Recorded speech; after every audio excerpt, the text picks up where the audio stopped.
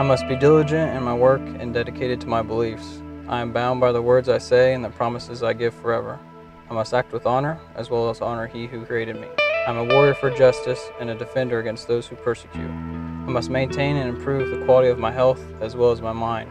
I will carry integrity on my shoulders and ego in my pocket. I must strive to be all of these things, for if not, who would I be? This is something that I read before every shift to remind myself the reasons why I became a police officer. A lot of times we don't get called because people are having a birthday. We see people that are having the worst day of their life. I never know what I'm going to be doing every day, so it's kind of just be ready for anything.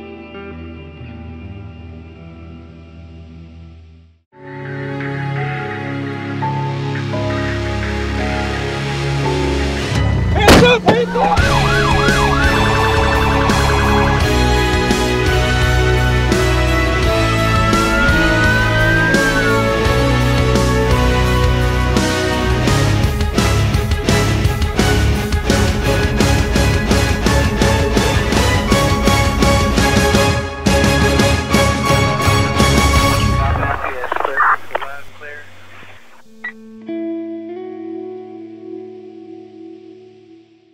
Yeah, right now we are going to a truck stop at State Road 28 and I-69 to do what we call a buy bust, utilizing confidential informant.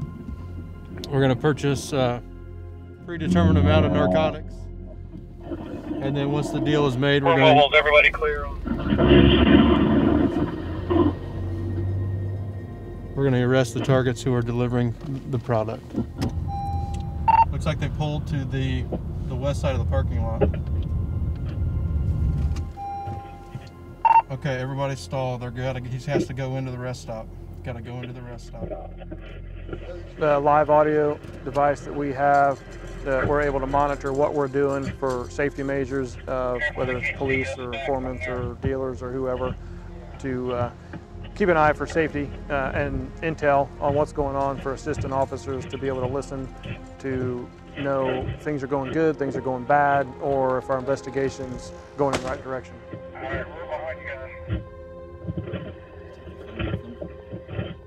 Kurt, are we too close? When he has probable cause for arrest, he'll give us a verbal takedown sign. If you definitely want to get back. Vegas? Yeah, Vegas.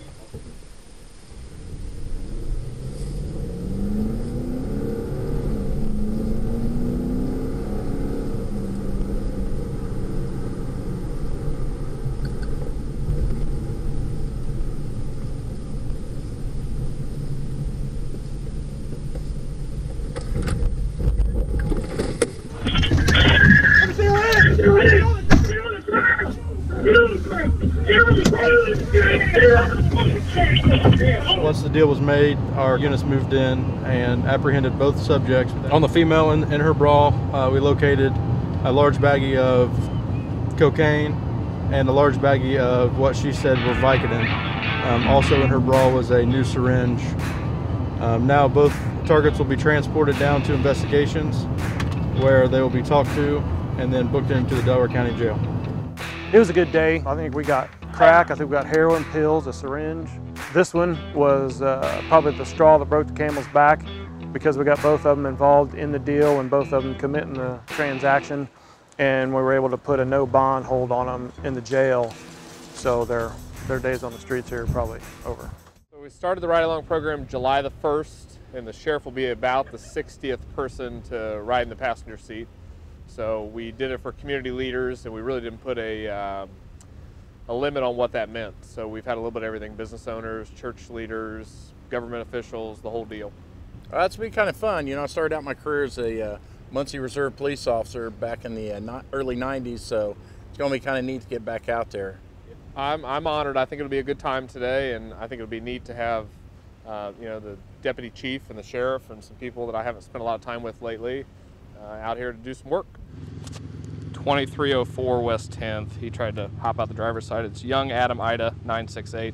It's a gold Monte Carlo. You got your license? Yeah. Okay, where's that? I'm just trying to... Well, listen, that's fine. We'll let you do whatever you're trying to do, but the reason I stopped you is because you didn't stop at the stop sign. 135. Okay? Sorry. That's okay. The speed at which you went around the corner and how fast you jumped out of the car is an indicator to me that you probably didn't want to be stopped by me, okay? So that raises some red flags. Do you have the registration?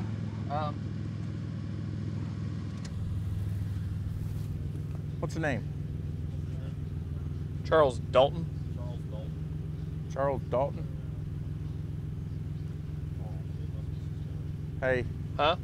Signal 60. He's not. That's why I can't figure out. His plate goes on something different. He doesn't have any paperwork, but driving all fast down this road. Did you check see if he has a arrest record? Yeah, I can't get hardly anything on him in the system. Huh. I guess just go ahead. Well, I went.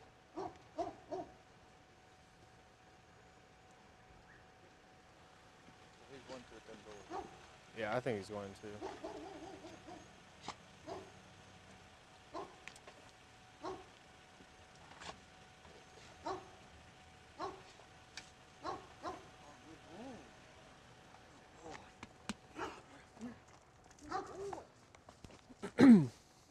All right, partner. Keep your hands up on the steering wheel. May I have you come out of the car, okay? I don't want you reaching into your pockets or anything. I just want you to come straight out. What did I do? Hands up top of your head. What did Hands I up do? top of your head. You haven't done anything, okay? The dog indicated on the car. Interlock your fingers here. Do you have anything in your pockets or anything? Are you sure? Because I'm going to check, okay? So if you got something, I'd rather you just be honest with me and tell me. I ain't got nothing. Is there anything in the car? Needles? Drugs? No. Anything like that? Okay. Based on the dog indicating, we're going to search it all, okay? So. This the car is in my roommate's name too. Okay. Will your roommate drive it? Yes. Okay. Well, would your roommate have anything in there you shouldn't? I don't know. Huh? I don't know. 13. 146, I can start that way so they can advise. Soaking wet. Lovely. What are the pills in the blue container? They're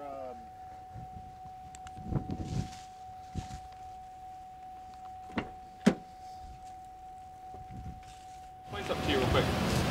Your actions from the time I got behind you, okay, you knew I was behind you on 9th Street. You started driving faster. Basically, at the end of that traffic stop, we found out that the guy was telling us the truth. It was his friend's car, and that we just educated him on what to do and if he ever gets stopped again. But he ended up being a pretty decent fella. 135. Stand by 192. 162. 95, Robert. 195. Okay. Was you in the car too? No. Okay. That's my car went inside the flappers on. I was at home when I got the car from the nurse here. Okay. 18 weeks pregnant too. Well, these guys will take care of her. All right. Should be a white Lumina versus a Impala. Appears it was a pretty bad crash. Looks like possibly a T-bone, and the young lady in this car was pinned in, and she's pregnant. So thank goodness we got a very good fire rescue with Muncie Fire Department, and fire department was able to get here and actually safely get her out of the car. So Delaware County EMS can minister some first aid to her and get her on to the hospital. Hopefully her and the unborn child are both safe.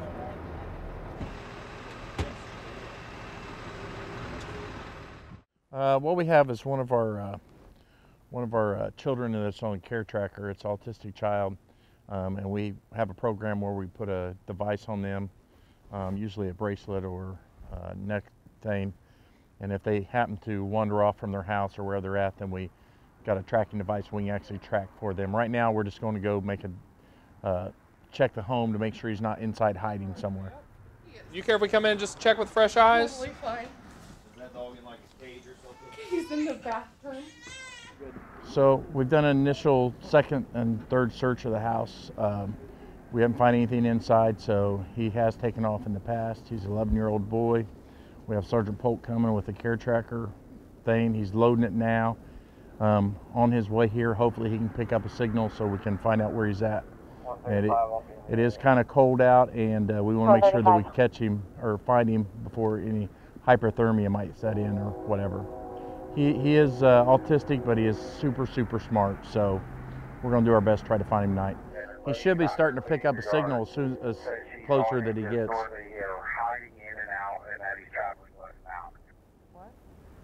Saw him westbound on Riverside.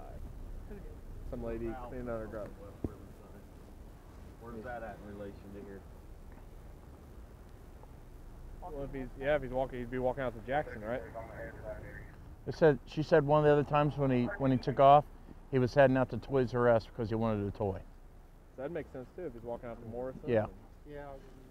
On the Safe Tracker program, we got we was able to locate the child, and he was on Riverside Avenue, when he was about 8 blocks away from the house in 30 degrees weather.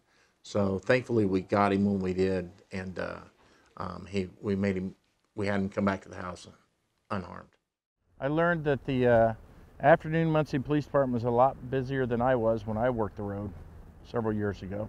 So my son Ray Jr. actually works on this shift, so if I ride again, I'm sure it'll be with him a couple times. I think everybody definitely knew who he was, so that helps, and obviously being able to tell people he's the sheriff has a little clout. So, and he's the first ride along that I've had that could actually get out of the car and do police work with me. So it's kind of a fun twist. This was a single-story manufactured home that was fully engulfed on the first unit's arrival. I have fire training. I grabbed one of the 2.5s off their truck and began using the hose on the residents through an open window in the front to try to at least cool it down a little bit and knock down some fire before anybody was geared up and able to attempt to make entry or get closer to the house.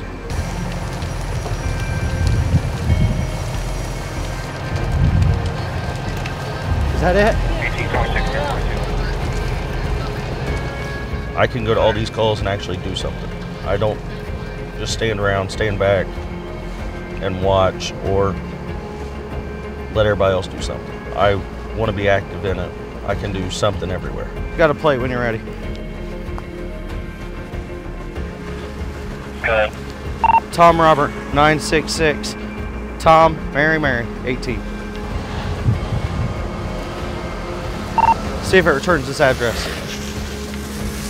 We weren't able to make entry on the house. There's a possibility that it could have been suspicious.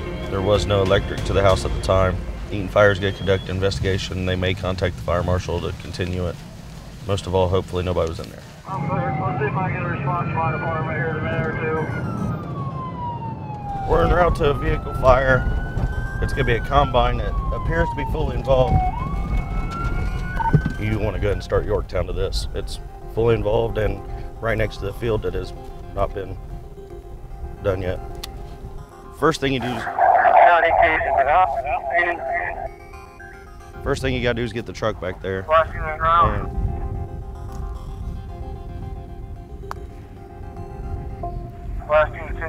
So I'm gonna get on, hopefully he gets on the truck. I'm gonna get on the truck with him and take it back there.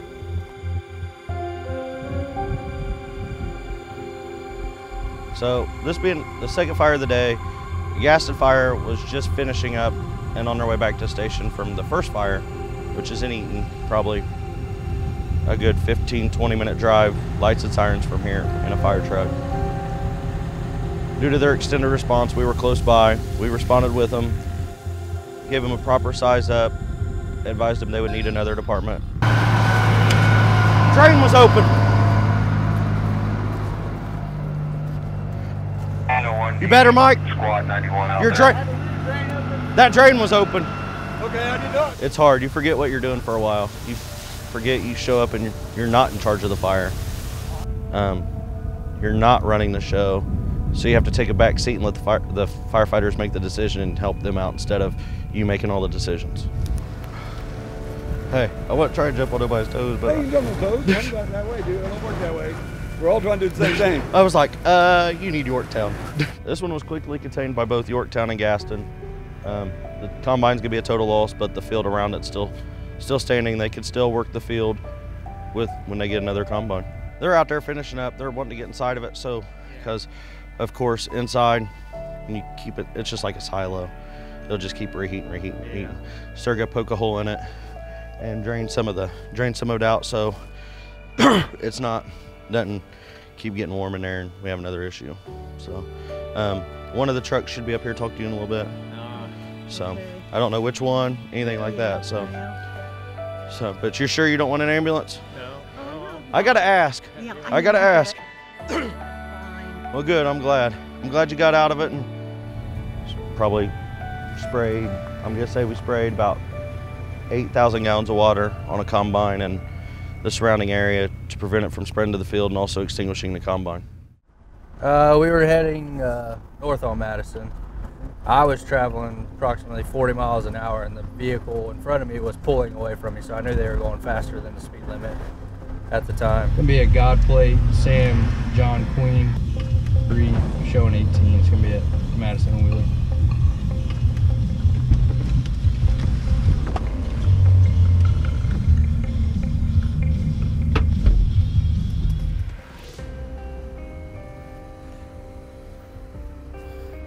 Hey, how's it going? Pulled you over, man. I was doing 40 and you were pulling away from me. Speed limit's only 30 right here. I was doing 40? Well, I was doing 40 and you were pulling away from me, so you're going faster than that. Where you guys headed to? Both the driver and the passenger wouldn't really make eye contact. They weren't wanting to be very social at all. And just they were both really fidgety. What's your date of birth? October 27th. What year?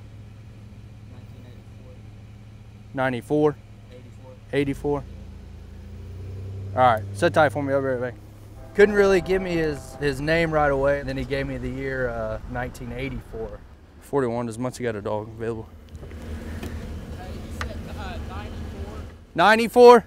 All right, then he changed it to 94 as I was walking back to my vehicle. The driver yelled, I said, no, 94, 94. And if you don't know your own birthday, there's something going on there. Oh, this dude's giving me a false name because I know the guy he gave me his name for. I had Carrington from City come out, got his dog out, notified dispatch, K9 out. As soon as the dog started to walk around, he indicated right at the rear passenger window immediately. 41 log K9 out. Log indication. Pulled the passenger first because I knew the guy was lying to me, so something was up. So if he was gonna try to run or, you know, fight with us or anything, I was gonna approach him first. All right, that's cool. All right, I love you, Mom. All right. All right, I'm gonna ask you one more time, what's your name? Because the name you're giving me, that's not you, bud. I know the dude you're giving me the name to, and that's not, nah, it's not.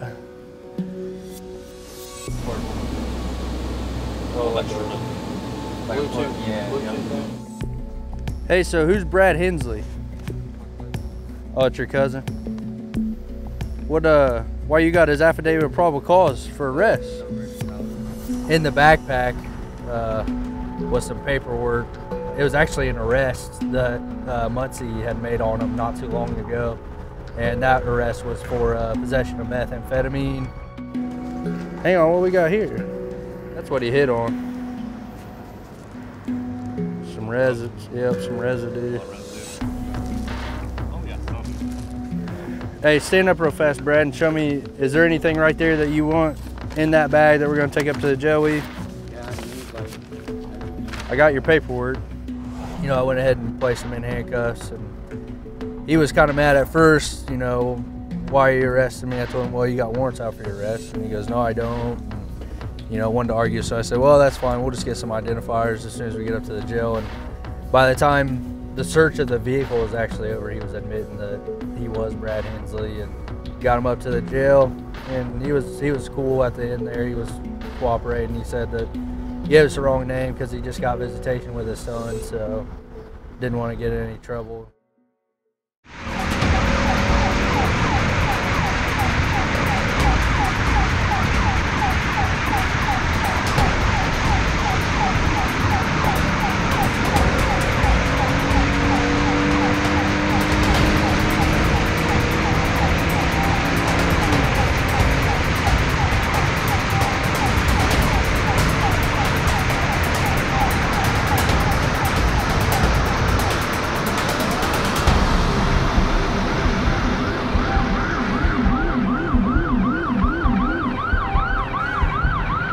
We're en route right now to a vehicle fire that was caused after a crash. It's an unknown as of right now. Dispatch has had trouble getting in contact with the driver. Unknown if there's any passengers or anybody also in the vehicle.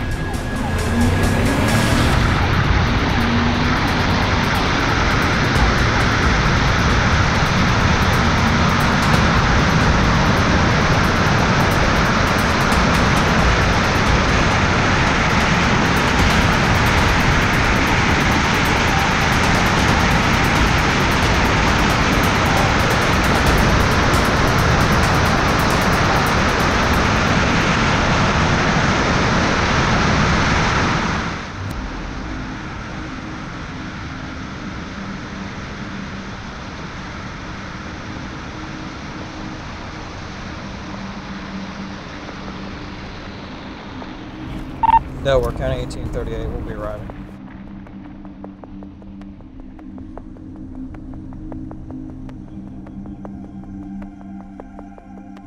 When I first arrived, Deputy Parker and myself were the first ones there. The vehicle was completely engulfed. The driver and the passenger were safely back away, but when we first arrived, we could see that there were some power lines down. So we made sure that everybody stayed back, that we kept our distance ourselves. Essentially, we had to secure the scene and make sure that traffic from both ends wasn't going to be going past the fire. Was it? Okay, what happened? I was taking him home. He lives off over here. And so you were in the car? Okay. Yes, sir. And then a deer popped out of the woods here, and I popped the wheel to try to miss the deer, which I know we're not supposed to do. And the deer turned around, went back in. Next thing you know, the back end of the car came around, and if it wasn't for the pole, I would have been all right. Everything would have been fine, but we hit the pole, and the bags popped. Airbags? Yes. Okay. And then we basically jumped out, and then the OnStar or whatever it was came on. Yeah. Talked to that person for a few minutes, and then they said the car's on fire. We got to back away. That's when. He was pretty sure it still had a full tank of gas in it. So at that point, my main concern was the fire spreading. It was in the middle of a bean field. Fortunately, we've had a lot of rain within the last 2 days, so that really kind of helped contain that fire from spreading out into the field. As soon as I got here, it was engulfed, obviously, and the EMTs were already here, so we're making sure that, you know, the scene stays secure and, you know, everybody's away from it so nobody gets hurt. That's just the main thing, is just securing the scene until the fire department got here, which they got here pretty quick, and then they put the fire out. I've never actually been to one that's been engulfed, so it was the first experience for me seeing that. I just got here and, you know, let my instincts take over, making sure everybody was safe, and, you know, just hold the scene until the fire department got here. It was pretty crazy. This whole front end, that's where it hit the pole. It's probably coming in at an angle. He said he lost control of the rear end when he swerved to miss a deer. That's one of the biggest questions, whether or not you swerve to miss an animal, or do you continue on and try and drive through. And really, you never know, depending on the circumstances, especially the weather, how good of tires, and what kind of condition your vehicle is in. I always suggest that people keep both hands on the wheel, and if you can, you know, make your way around it, but you know, lots of times there's nothing that you can do. You're going too fast, and obviously the animal has no regard for oncoming traffic, so it's one of those things where you just got to use your best judgment, and remember not to jerk that wheel too hard because you'll lose control of your vehicle. But it's amazing the technology that we have now in vehicles that can save people's lives, even if the car, you know, gets totaled. But it was a miracle that they were both able to walk away with only a single scratch.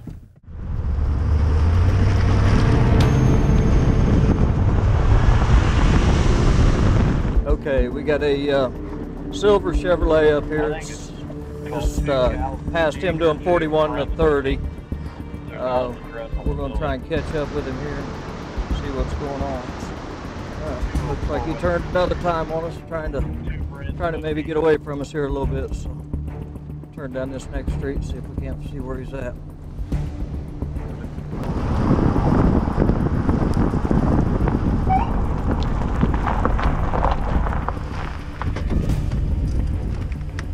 $18.31, this is signal 27. What's up, man? Good, man. Good. Yep, why are you trying to dip me?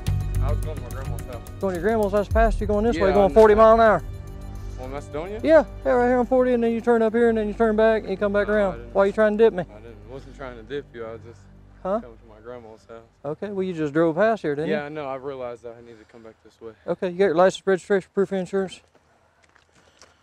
Okay, yeah, generally when that happens, you know what I mean, so I feel like somebody's trying to dip me, you know what I mean? So, yeah, yeah. I just left my wallet at home. You got a license? Yeah, it's I can give you my driver's license number. Huh? I can give you my driver's license number. I don't have my ID on. Okay, but you've got a valid license? Yes, sir. Okay, all right, okay, we can look you up there. Give us just a second, hon, okay? 1831, 10/27/29, my name and date of birth. What's your date of birth again? 7492. It's going to be a Joshua. What's your date of birth again? 7492. 7492. Okay, I'm clear. Is it suspended or valid? I just got pulled over like a week ago. It should Okay. be definitely valid. I do. All right, Mom. I love you. I thought they were suspended. Uh-huh. Because but see, I got an ID card. Yeah, I know. Because Yeah. I don't got a license card. I lost my license card, and I went up to get a new one, and they said my license are valid, but my card is expired. I got to retake the written test, and like I just had to go through like a big ordeal calling the license branch in Indianapolis and everything. Exactly. Because my license are valid, but my card is expired. Okay. And they said to renew my card, I got to retake the written test. Gotcha. But okay. yeah, I just got pulled over. I was on my way to Richmond. Like it was either last Monday or the Monday before that. Okay. What are you doing in Richmond? Huh? What are you doing in I was Richmond? going to the doctor. Doctor. Yeah, and that's a long way to go to the doctor, isn't it? Tell me about it. Yeah. Tell me about it. All right. But yeah, he said that it was expired, and I was actually on my way to traffic court that day too, in Richmond for a speeding ticket. Okay. But all right. Yeah, he let me go. Hang tight right here for just a second while I sort this out.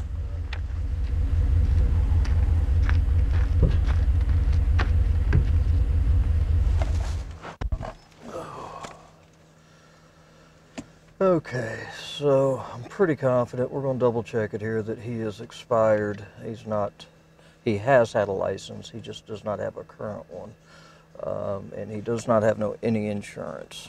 He's here at his grandma's house, so I'm going to cut him some brake, and I'm not going to tow the vehicle. I'll just allow it to stay here. And he's going to get a couple citations, and we'll let him be.